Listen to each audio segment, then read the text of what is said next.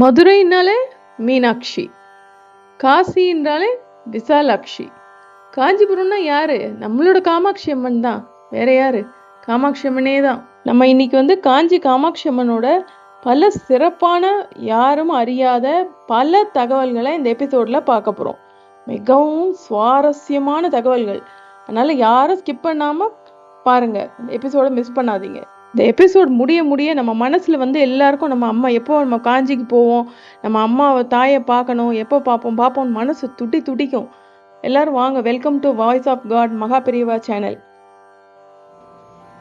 காமாட்சியில் இருக்கிற கா கலைமகளையும், மான்றது மலைமகளையும் குறிக்குது. அதாவது அட்சைனா கண்ணு, கலைமகளையும் மலைமகளையும் கண்ணா கொண்டவன் தான் காமாட்சி. இங்கே 182 சிவன் கோயில் சுற்றி இருக்குது. எந்த கோவில்லையும் அம்பாளுக்கு தனி சன்னதின்னே கிடையாது. இங்கே ஒரே ஒரு சன்னதி தான் காமாட்சி அம்மன். காமாட்சி அம்மனுக்கு மறுபேர் என்னென்ன பேர்னா மகாதேவி, திரிபுர சுந்தரி, காமேஸ்வரி, லலிதா ராஜராஜேஸ்வரி, பல பெயர்கள் இருக்குது. அம்பாள் இந்த காஞ்சி காமாட்சி அம்மன் கோயிலில் இருக்கிற கோபுரத்தை பார்த்தா போல தான் மற்ற எல்லா ராஜகோபுரமும் இருக்குது. ஏகாம்பரேஸ்வரர், வரதராஜ பெருமாள், வைகுண்ட பெருமாள், இந்த கோபுரம் எல்லாம் அம்பாள் இருக்கிற கோபுரத்தோட திசையை நோக்கி தான் எல்லா கோபுரமும் இங்கே இருக்கு.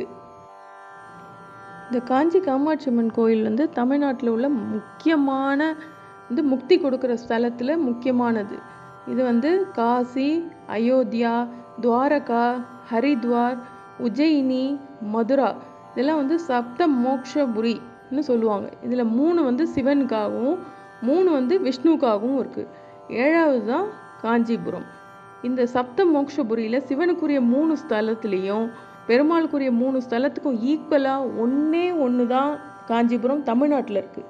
மிக மிக சக்தி வாய்ந்த இடம். சிவசக்திய ஐக்கிய ஸ்வரூபம் தான் காமாட்சி. காமாட்சி அம்மனோட கருவறைக்கு வலது பக்கத்தில் 108 திவ்ய தேசமான ஒன்றில் கல்வ பெருமாள் சௌந்தரிய லட்சுமியுடன் அங்கே காட்சி தரா. பண்டகாசுரன் ஒரு அசுரன் தான். அவன் பிரம்மாவை தவம் பண்ணி தனக்கு மரணமே எந்த காலத்துலையும் வரக்கூடாது, அப்படி வரணும்னா ஒரு 9 வயசு உள்ள பொன் குழந்தை தவிர யாராலையும் மரணம் வரக்கூடாதுன்னு அந்த மாதிரி வரத்தை கேட்டு வாங்கிட்டான். அந்த வரம் வாங்கினதுக்கு அப்புறமா அவன் அகந்த அப்படியே கண்ணை மறைச்சுது. அவனுக்கு என்ன பண்றது என்ன தெரியல. எல்லாரையும் துன்புறுத்தினான். தேவர்கள், ரிஷிகள், எல்லா முனிவர்கள் எல்லாரையும் விரட்டி அடிச்சு துன்புறுத்தினான். அதனால அவங்க பயந்து என்ன பண்ணாங்க, கடைசியில் கிளி ஸ்வரூபத்தில் காஞ்சிபுரத்தில் இந்த செண்பக மரத்தில் எல்லாரும் அங்கங்கே உட்கார்ந்துட்டாங்க அந்த காஞ்சிபுரத்தில். இப்போ பண்டகாசுரனை அழிக்கிறதுக்காக அந்த அராஜகத்தை முடிவு கட்டி அவனை எப்படியாவது அம்பாள்கிட்ட சொல்லி முடிவு கட்டணும்னு சொல்லி அந்த அம்பாளை வேண்டி இது பண்ணும்போது அம்பாள் 9 வயசு சின்ன பெண் குழந்தையாக மாறி கைலாசத்தில் மறைஞ்சிருந்தான் பண்டாசுரன். அவனை வதம் பண்ணி அவனை கொண்டு இங்கே உடலை கொண்டு இங்கே கொண்டு போட்டா. காஞ்சியில் கொண்டு போட்டு இந்த தேவர்கள் சொன்னாங்க, இந்த சிறுமி நீ யாருன்னு கேட்டபோது சிறுமி 2 கட்டளைகள் இட்டாள். முதல்ல குழி தோண்டிட்டு அரக்கனோட உடலை புதைச்சிடு மண்டபத்தில். 2வதா இரவு முழுவதும் காயத்ரி ஜபம் ஜபிக்க சொல்லி மண்டபத்துக்குள்ள 9 வயசு சிறுமி உள்ள போயிட்டா. தேவர்களும் அந்த சிறுமி இட்ட கட்டளைப்படியே எல்லாம் நைட் காயத்ரி ஜபம் ஜபிச்சிருந்தாங்க. மறுநாள் காலையில மண்டபத்தை திறந்த உடனே அவங்களுக்கு அந்த 9 வயது சிறுமி ஜெகத்தை காக்கும் ஜெகன் மாதா காமாட்சியாவே காட்சி அளித்தாள். அப்போதான் அந்த தேவர்களுக்கு புரிஞ்சது, வந்தது காமாட்சி அம்மன் தான் வந்திருக்கான்ட்டு. 20வது காமக்கோடி பீடாதிபதியான இருந்தவர் தான் ஸ்ரீ மூகஜ் சங்கரர்னு. இவர் காஞ்சி காமாட்சி அம்மனோட கடைக்கண் பட்டதுனால அவர் அவர் ஊமையாக இருந்தவர் பேச தொடங்கினார். அது எப்படின்னா, மூகர் பிறவியில சின்ன குழந்தையா இருந்தபோது அவர் அப்படியே குழந்தைங்களாம் பார்த்த உடனே நம்மளுக்கு ரொம்ப அழகாக இருந்ததுன்னா என்ன ஃபஸ்ட்டு உன் பேர் என்னன்னு கேட்போம். ஆனால் இவர்கிட்ட கேட்டால் இவரால் பேச முடியல. அதனால என்ன பண்ணிட்டாங்க, உங்கள் அப்பா அம்மா பேர் வச்சாங்களா வைக்கலையா ஒன்றும் தெரியல. ஆனால் எல்லாரும் மூகர் சொல்லியே அப்படியே கூப்பிட தொடங்கிட்டாங்க. இப்படியே தான் அவர் இருந்தார். அந்த டைமில் இவர் காமாட்சி அம்மனோட பார்வை எல்லாம் பட்டதுனால இவர் அதுக்கப்புறமா ஜெகன் மாதாவோட கருணை கிடைச்சதுனால அவர் பேச தொடங்கிட்டார். அவர் பேச தொடங்கினது மட்டும் இல்லாமல் அம்பிகையோட அருளால் எவ்வளோ 1-2 ஸ்லோகம் பாடலை, 500 ஸ்லோகம் பாடியிருக்கார். இதில் 100 ஸ்லோகமாக அதை ஒரு செட்டாக தொகுத்து பஞ்சஸ்திதி அந்த நூலுக்கு பேர் வச்சாங்க. இது ஃபுல் புக்குமே வந்து காமாட்சி அம்மனோட வர்ணித்த ஸ்லோகத்தை மட்டுமே எழுதியிருக்கார். அந்த இதில் அவர் வந்து காமாட்சி அம்மனோட அழகை எவ்வளோ அழகாக வர்ணிச்சிருக்காருன்னா, காஷ்மீர் ஸ்தம்பக கோமலாங்கலா என்ன ஒரு ஸ்லோகம் எழுதியிருக்காரு. அதில் வந்து என்னென்னா, குங்குமப்பூவெல்லாம் ஒரு கொத்தா எப்படி வச்சேன்னா எவ்வளோ அழகாக இருக்கும் சிகப்பு கலரில், அது போல் காமாட்சி அம்மன் அவ்வளோ அழகாக இருந்தான்னு சொல்லி அம்பையோட அழகை அவ்வளோ அழகாக வர்ணித்து எழுதியிருக்காரு. அது படிக்க படிக்க நம்மளுக்கே அவ்வளோ இதுவாக இருக்கும்.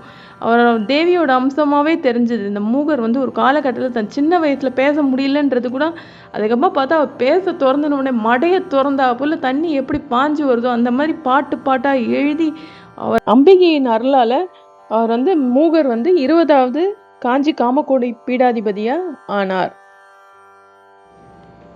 இந்த கோவிலில் இன்னொரு சிறப்பான விஷயம் என்னென்னா, இந்த கோவில் வந்து தென்கிழக்கு நோக்கி காமாட்சி அம்மன் இருக்கா.